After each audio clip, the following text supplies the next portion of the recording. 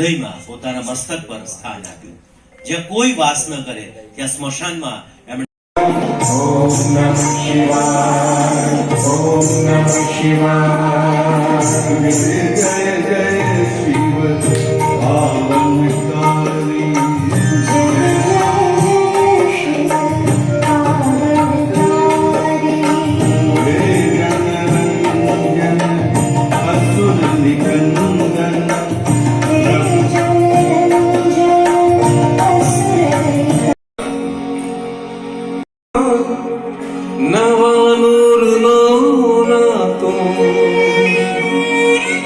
થવી ગયા કામણના દીવા નવા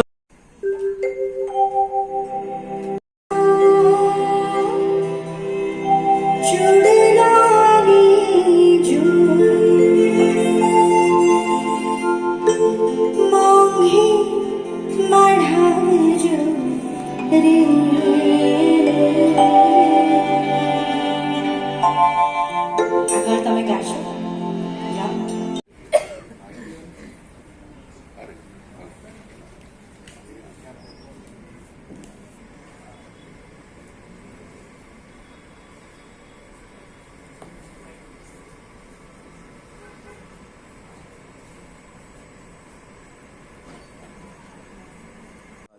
સુગમ સંગીત કાવ્ય સંગીતના કાર્યક્રમની વાત છે. એનો જ નૈનેશ જાની જેવા ગૌરવ પુરસ્કૃત કલાકાર આજે આ એક સમર્થ કાર્યક્રમ રજૂ કરી રહ્યા છે. એમની સાથે એવા જ જબરજસ્ત કલાકારો છે કલ્યાણી કોળાકર અને ભાઈ દિવ્યાંગ અંજારિયા. આ ત્રણ નીવડેલા લોકપ્રિય કલાકારો છે જેમણે સુગમ સંગીતને એક નવી ઓળખ આપી છે, નવો આયામ આપ્યો છે. ગરબાઓ તમે નવરાત્રિમાં જુઓ તો નૈનેશ જાનીના કોમ્પોઝિશન આખા ગુજરાતમાં દેશ વિદેશમાં તમને સાંભળવા મળે એવા સરસ મજાના કલાકાર દ્વારા ગુજરાત સંગીત નાટક એકેડેમી દ્વારા પુરસ્કૃત આ કાર્યક્રમ આજે પ્રસ્તુત થઈ રહ્યો છે. આજે અમદાવાદના નગરજનો એક સરસ કાર્યક્રમને માણશે જેનો શ્રેય ગુજરાત રાજ્ય સંગીત નાટક એકેડેમીને આપે છે. મારું નામ સલીલ મહેતા, આમ નિર્માતા, ઇવેન્ટ ઓર્ગેનાઇઝર, દિગ્દર્શક અને કલાકાર. વાત આપણે આજે કાવ્ય સંગીતની કરવાની.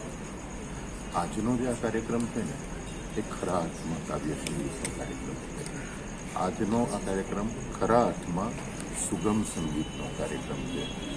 જે માણસે 40 વર્ષથી માત્ર ગુજરાતી સુગમ સંગીતની સેવા કરી હોય એ કમ્પોઝરને આજે બહુ વખત પછી પોતાનો, હવે એને કંઈ કૌતુક દેખાડવાની જરૂર નથી. એના હાથ નીચે લગભગ 40 વર્ષથી 400 જણા તૈયાર થઈને નીકળ્યા છે. એવો સ્વરકાર. મારું અંગત મંતવ્ય એવું છે કે ગુજરાતી સુગમ સંગીત, ગરબા અને કાવ્ય સંગીત ત્રણેયમાં જ્યારે વાત આવે ને તો મુંબઈમાં અવિનાશ ઝા, અમદાવાદમાં નૈનેશ જાની અને ભાવનગરમાં મોહમ્મદ દેખૈયા, આ 3 જણા અવિનાશભાઈએ કામ કર્યું, આ કામ કરી રહ્યા છે. મોહમ્મદભાઈ અત્યારે 90 વર્ષે પણ અવિરત સતત ગુજરાતી સુગમ સંગીતનું કામ કરે છે.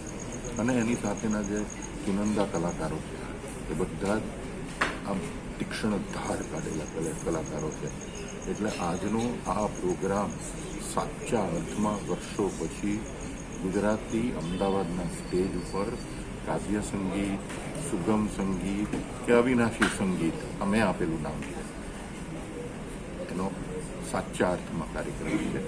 ઓડિયન્સે આને માણવો જોઈએ અને રિપીટ કરવો જોઈએ. અને સંગીત નૃત્ય નાટ્ય અકાદમી તો આ કરી જ રહી છે, એ વધારે કરે એવી મારી નમ્ર વિનંતી.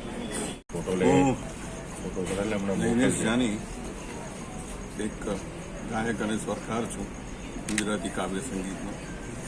આજે જે કાર્યક્રમમાં અમે જે આયોજન કર્યું છે એ ગુજરાત રાજ્ય સંગીત નાટક અકાદમીના આર્થિક સહયોગથી કાવ્ય સંગીતનો આ કાર્યક્રમ છે. એટલે ગુજરાતી સુગમ સંગીતમાં કાવ્ય તત્વ એના વિષયમાં સરસ કાર્યક્રમ છે. એમાં જાણીતા ગીતો પણ છે અને થોડીક નવી કવિતાઓ પણ છે.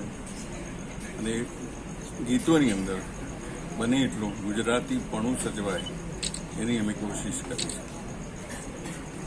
અને સર આ કાવ્ય સંગીતમાં આપ કેટલા ટાઈમ હું 40 વર્ષથી આ ફિલ્ડમાં રોકાયેલો છું, કામ કરી રહ્યો છું.